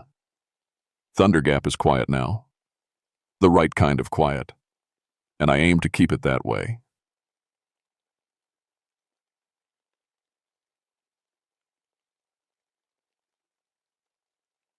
My name is Thomas Ashford, but everyone calls me Tom. I've been a ranger in Virginia's Jefferson National Forest for 13 years now, and I need to tell you about something that happened in October of 1967. Something that changed everything I thought I knew about these mountains. For those new to hearing my stories, I want you to understand, I'm not some wide-eyed city kid who jumps at every owl hoot. I've got my wilderness first aid certification. I know these trails like the back of my hand, and I've pulled more lost hikers out of trouble than I can count. Before I became a ranger, I taught 4th grade for 8 years. I know kids. I know how they think, how they act, and most importantly, I know when something's wrong with them. I also know what it's like to lose a child. My boy Jimmy died of leukemia when he was 8. That's part of why I work so hard with the youth education programs now. Every kid I help get home safe feels like Jimmy getting another chance. The thing is, I never believed in ghosts. Not even after Jimmy passed. Dead children don't come back as spirits. That's just what people tell themselves to feel better about loss. At least that's what I thought until that warm October evening when everything went sideways. It started with a missing scout troop from Richmond. 8 boys, ages 10 to 12, plus their scoutmaster. They'd been camping up on Blackwater Ridge, about 15 miles from the nearest town. Their last radio contact came in around 4 in the afternoon. Routine check-in, everything normal. By morning, when they missed their scheduled call, the sheriff contacted us. Blackwater Ridge sits at 3,200 feet elevation, covered in thick rhododendron that makes hiking tough, even in good weather. There's an old mining camp up there from the 1920s, abandoned after some kind of accident. Most folks avoid that hollow. Not because of ghost stories, but because the mine shafts are unstable and the mineral deposits play hell with radio equipment. I took point on the search, following standard protocol, set up base camp, reviewed the troops' planned route, coordinated with state police for helicopter support if needed. The weather was strange for late October, unseasonably warm, with thick fog rolling through the hollows despite clear skies above. As I hiked up toward their last known position, everything felt normal enough. Birds singing, leaves crunching underfoot, that crisp mountain air that makes you glad to be alive. I'd done this same search dozens of times before. Kids wander off, get turned around, run out of water. You find them scared, but okay, lecture them about staying with the group, and everyone goes home with a good story. But when I reached their campsite, my skin started to crawl. The camp was still set up, but wrong. The sleeping bags were arranged in a perfect circle around a cold fire pit, like someone had positioned them with a ruler. The scoutmaster's tent was zipped shut, gear neatly organized outside. No signs of struggle, no scattered belongings, no indication of hasty departure. It looked like they'd all just vanished mid-activity.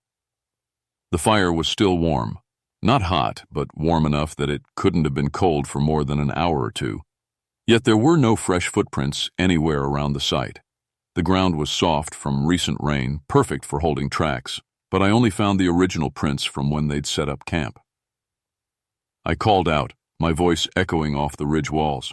"Hello? Anybody out there? This is Ranger Ashford." Nothing. Just my own voice bouncing back at me. That's when I found the scoutmaster's journal lying open beside his sleeping bag.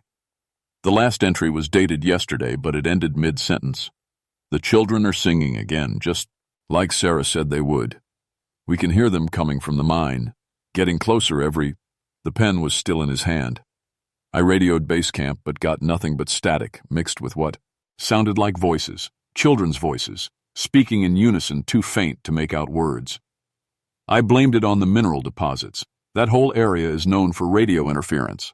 Following proper search procedure, I started tracking the most obvious trail signs. The scouts had been merit badge hunting, marking trees and collecting samples. Their trail markers led straight toward the old mining camp, which made sense. Kids love exploring abandoned places, even when they're told not to. The temperature dropped 20 degrees the moment I entered the hollow. I'm talking about a sudden dramatic change that made my breath visible and raised goosebumps on my arms. One minute I was sweating in the warm October air, the next I was shivering like it was January. Mountains can be unpredictable, but this felt wrong. The fog got thicker too, moving against the wind patterns, almost like it was following me through the trees. My flashlight dimmed to barely a glow, even though I'd put fresh batteries in that morning. The compass needle spun wildly before settling on a direction that pointed straight at the mine entrance. When I tapped the glass, it didn't budge. That's when the wrongness really hit me. No bird sounds, no insects, nothing. In all my years in these mountains, I'd never experienced that kind of absolute silence. Even in winter, you hear something. Wind through branches, small animals moving, your own heartbeat. This was like being wrapped in cotton. The mine entrance was a black hole carved into the mountainside, supported by rotting timber that looked ready to collapse if you breathed on it wrong. Posted signs warned of unstable shafts and toxic gases. I'd been up here before during routine patrols, but always in daylight, always with backup. Scattered around the entrance, I found more trail markers, recent ones. The kids had definitely been here. Then I saw the footprints, small boot prints in the dust leading into the mine shaft, but too many of them, way too many. The scout troop was 8 kids. I counted at least 20 sets of prints, maybe more. Some looked fresh, others seemed older, worn smooth by time. I called into the shaft. "Hello, Scouts, this is Ranger Ashford. If you can hear me, call out." The response made my blood freeze. Multiple voices answered from deep inside the mine, echoing from different tunnels. "Help us! We're lost! Please help us!" But they all spoke in perfect unison, like a choir. I grabbed my emergency radio and managed to reach Ranger Patricia Mills, who was covering the Southern District. "Pat, I need backup at Blackwater Ridge. Found the missing scouts, but something's not right." "On my way," she radioed back. "ETA 20 minutes by helicopter." As I waited, I heard them again. Children's voices calling from inside the mine, pleading for help. But now they were calling a name that made no sense. "Jimmy, Jimmy, help us! Jimmy, where are you?" Jimmy. My son's name. The name no one in that scout troop could possibly know. I stood at that mine entrance, flashlight beam disappearing into darkness, and felt something watching me from inside. Not just watching, studying. Like a predator sizing up prey. Patricia's helicopter appeared through the fog, circling the hollow. Her voice crackled over the radio. "Tom, I see you at the mine entrance. I'm also seeing... This is weird.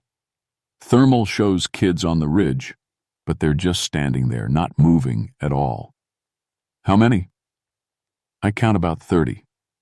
Wait, that can't be right. The missing troop was only 8 kids. The radio dissolved into static. Through the noise, I heard Patricia's voice, distant and scared. "Tom? Tom? They're all looking up at me now, all of them, at the exact same time, and Tom..." None of them have heat signatures. The static cleared, for just a moment. "Tom, get out of there. Something's very wrong. I'm going to..." The transmission cut to silence. Through the fog, I saw her helicopter's spotlights spinning wildly before it disappeared behind the ridge. That's when I saw my first one. A pale child in clothes from another era. Suspenders, knee-high socks, a cap like kids wore in old photographs. He stood at the edge of the mine entrance, perfectly still, watching me with dark eyes that seemed too big for his face. When I blinked, he was gone, but now I could hear them singing. Dozens of children's voices harmonizing in a melody I didn't recognize, coming from deep inside the mine. The sound made my teeth ache and my vision blur around the edges. I should have run. Every instinct screamed at me to turn around and get the hell out of that hollow. But those voices calling for help, they sounded so real, so desperate. And somewhere in that chorus, I swear I heard Jimmy's voice. So I stepped into the mine. The moment I crossed the threshold, the singing stopped. My flashlight beam cut through absolute darkness, illuminating rough-hewn walls and rotting support timbers. The air tasted metallic, like old blood mixed with coal dust.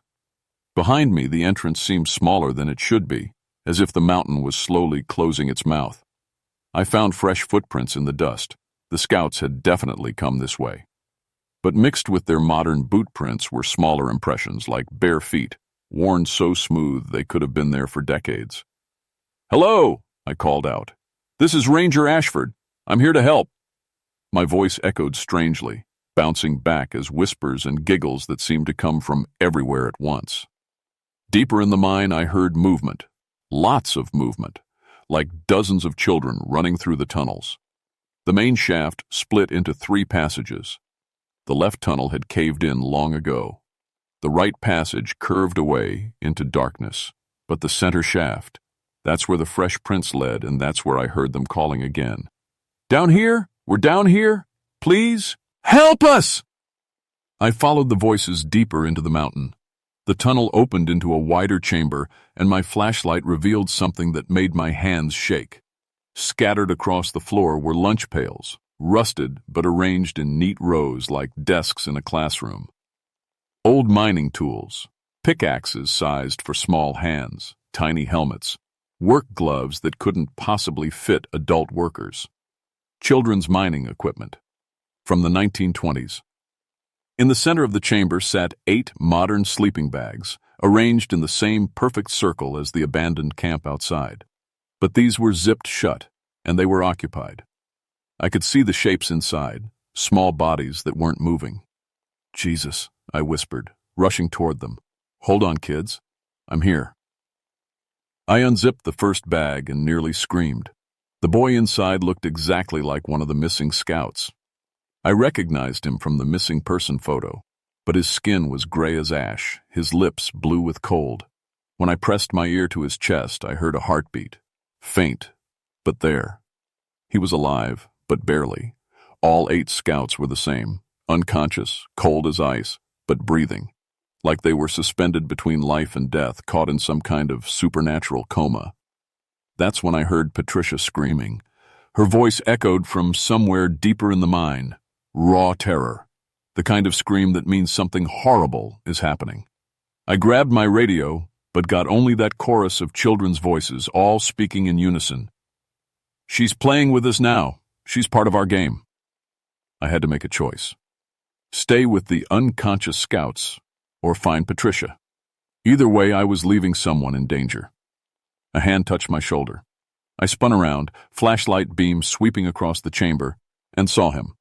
Jimmy, my son, exactly as he'd looked at age 8, standing there in his favorite superhero pajamas. The same ones he'd worn in the hospital. "Hi, Daddy," he said in a voice like winter wind. "We've been waiting for you." Behind him stood dozens of other children.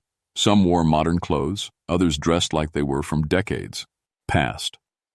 Their faces looked normal from a distance, but as my light reached them, I saw the truth. Their eye sockets were hollow, filled with darkness that seemed to swallow my flashlight beam.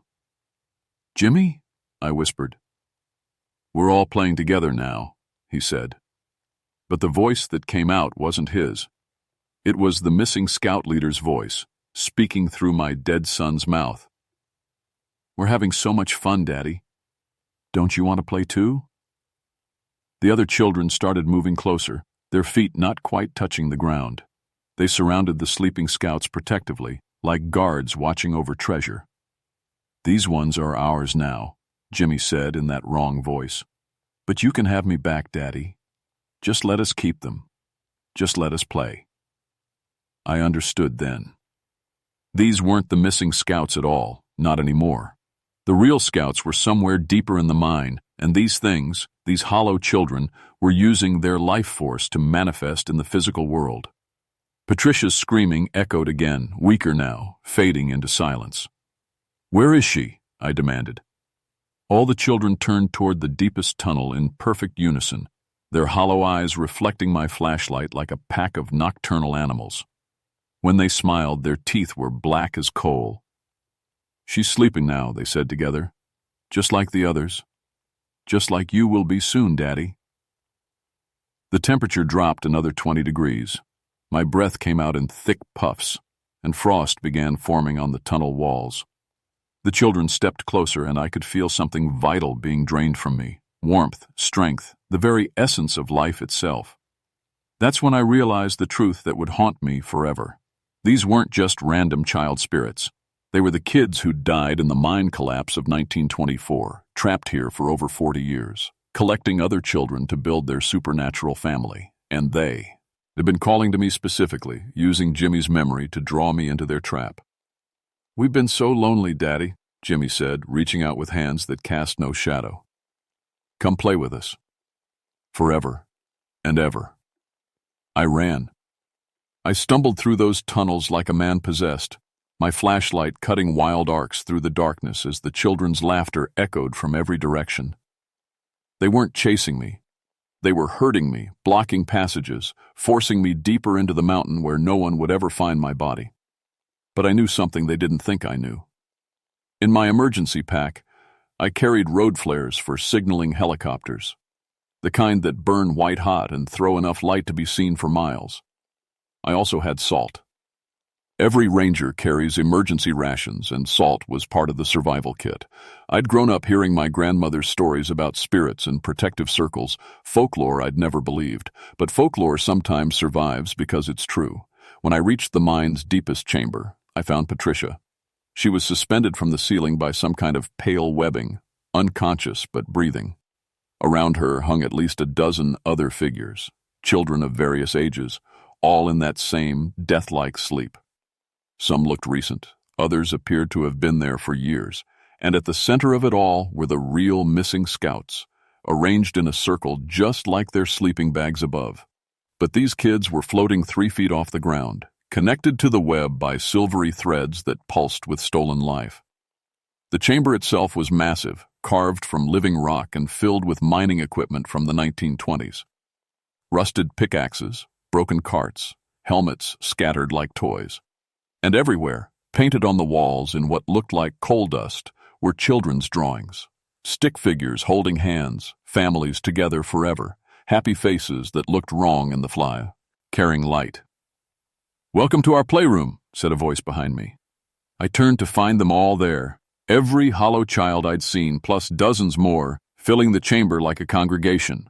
Jimmy stood at the front, but he wasn't alone anymore. He was connected to all of them somehow, part of a collective that spoke with one voice. "We've been waiting so long for someone who understands loss," they said through Jimmy's mouth. "Someone who knows what it means to want your family back." The entity wearing my son's face stepped closer. "We can be together now, Daddy. All of us. One big family that never has to say goodbye." Behind him, the other children began to sing that haunting melody I'd heard outside. As their voices rose, the suspended victims began to glow with pale light, their life force being drawn out to feed the manifestation. "Look around you," Jimmy said, gesturing to the web of sleeping children. "Look at all the families we've reunited. Parents who came looking for their lost ones, brothers and sisters who refuse to abandon each other. They're all here, all together, all safe from the pain of separation. I saw the truth then, written in those childish drawings on the walls. This had been going on for decades. Every few years, children would go missing in these mountains. Search parties would come looking. Some would find their way to this chamber, drawn by love and desperation, only to become part of the collection. "You can't keep doing this," I said, trying to keep my voice steady. "These children have families who love them. They have lives to live." "Lives full of pain," the collective replied. "Full of loss and sickness and death. We've saved them from all of that. We've saved them from growing up." The singing grew louder, and I felt that same draining sensation I'd experienced before. My vision blurred. My knees went weak. Around the chamber, the mining equipment began to glow with the same pale light as the suspended children. That's when I understood. The spirits were anchored to the old mining gear, the tools they'd used when Hay died, the equipment that had failed to save them from the cave-in. Destroy the anchors, break the connection. I pulled out my first flare and struck it against the rough stone. White light exploded through the chamber, and the children shrieked in unison, recoiling from the brightness like vampires from sunlight. The singing stopped abruptly, and some of the suspended victims stirred in their supernatural sleep. "Stop!" Jimmy screamed, but his voice was changing, becoming something else. "You'll hurt us. You'll make us go away." "That's the point," I said, and lit another flare. The hollow children rushed at me then, dozens of them moving with inhuman speed, but the flares created barriers of light they couldn't cross. I used the precious seconds to dump salt in a circle around the mining equipment, then grabbed a rusted pickaxe from the wall. "Please, Daddy," Jimmy begged, and for a moment his voice sounded real again. "Please don't make me leave. I missed you so much." That almost broke me. Almost. But I remembered something my grandmother had told me long ago. Sometimes the kindest thing you can do for the dead is help them move on. I brought the pickaxe axe down on the first mining helmet. It shattered like glass, and 3 of the hollow children simply faded away, expressions of peace replacing the hungry darkness in their eyes. The suspended victims began to drop gently to the ground, gasping back to consciousness. "No!" the remaining children screamed. "Our family! Our forever family!" I smashed another piece of equipment, then another. Each time more spirits found their peace and moved on to whatever comes after.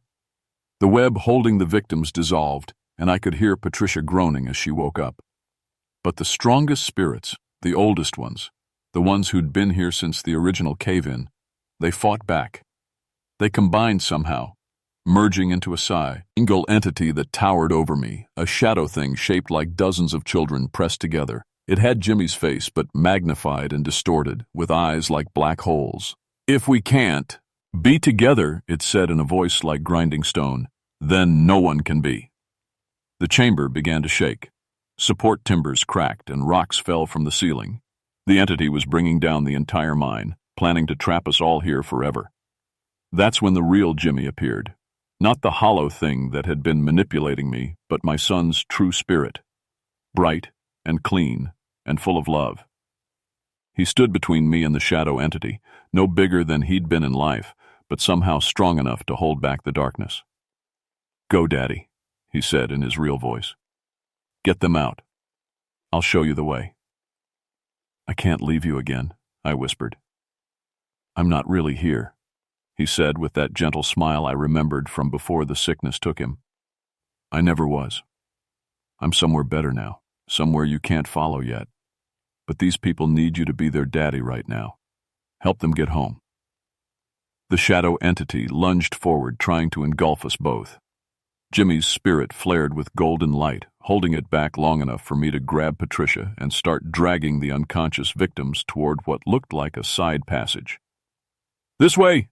Jimmy called, his light growing brighter as the darkness pressed closer. "Hurry!" I made 3 trips, carrying 2 kids each time, following Jimmy's light through passages that shouldn't have existed. Behind us, the main chamber collapsed with a sound like thunder, sealing away the shadow entity and its remaining anchors. When I emerged into dawn light, carrying the last 2 scouts, Jimmy's spirit was waiting. "I have to go now," he said. "I know," I replied. "I love you, son. I love you too, Daddy. Take care of the other children. Be their daddy when they need one." He faded away just as the sun crested the ridge, and for the first time since his death, I felt real peace. We all made it out. Patricia had a broken leg and severe hypothermia. She lived. 6 of the 8 scouts survived. The 2 who'd been there longest didn't make it. Their life force drained too far to recover. But 6 families got their children back, and that's 6 more than I thought we'd save when I first entered that mine. The official report blamed the deaths on structural collapse and toxic gas exposure. The mine was sealed permanently with concrete and steel, declared off-limits for geological safety reasons. The families of the scouts who died received full honors and compensation from the state. I never told anyone the complete truth. Who would believe it? But I changed after Blackwater Ridge. I can sense things now that I couldn't before. Cold spots that have nothing to do with weather, children's voices in empty forests, the feeling of being watched by something that cares too much and loves too hard. Other rangers have started coming to me with stories they can't put in official reports. Disappearances that don't make sense, search and rescue operations that find evidence of impossible things. There's a whole network of us now spread across the Appalachian Range, sharing information and watching for signs. Because Blackwater Ridge wasn't the only place where children died in those old mining operations. There are dozens of abandoned sites throughout these mountains, and some of them still echo with voices that should have moved on long ago. The Cherokee elder I consulted afterward told me something I'll never forget. The dead don't always know they're dead, especially children. Sometimes they need help letting go. Sometimes they need someone to be their parent one last time and tell them it's okay to go home. That's become my job now, I guess. Official duty is still wildlife management and visitor safety. But my real work happens in the quiet moments between radio calls, in the hollow places where sound carries strange lie and shadows fall wrong. I help lost children find their way home, all kinds of lost children. And sometimes on clear October evenings when the fog rolls through the hollows just right, I can still hear them singing. Not the hungry, desperate chorus from the mine, but something different, something peaceful. Voices at rest, finally free to move on to whatever comes next. The memorial we erected lists 23 names from the 1924 mining tragedy, plus the 2 scouts who died in 1967. Local families finally got closure for losses that had haunted them for generations. The Historical Society documented the real story, and proper Cherokee blessings were performed for the disturbed burial ground. But I know the work isn't finished. There are more hollow children out there, waiting in dark places, collecting others to fill the emptiness inside them. They don't understand that love isn't about keeping people close forever. Sometimes love means letting them go. That's the hardest lesson of all. I learned it from my son Jimmy, and now I teach it to the spirits who haven't figured it out yet. Because the dead need parents too sometimes. They need someone to tuck them in one last time and tell them it's safe to sleep. That morning will come, and that being left behind doesn't mean being unloved. In 13 years as a ranger, I thought I was protecting the living from the mountains. Now I know the truth. Sometimes I'm protecting the mountains from the dead and the dead from themselves. And every child I help find peace, every spirit I guide toward the light, feels like Jimmy getting to help other kids one more time. That's enough for me. That's enough to keep going, to keep listening for voices in the dark, to keep being a father to children who lost their way home. Because in the end, we all just want to be found by someone who cares enough to come looking.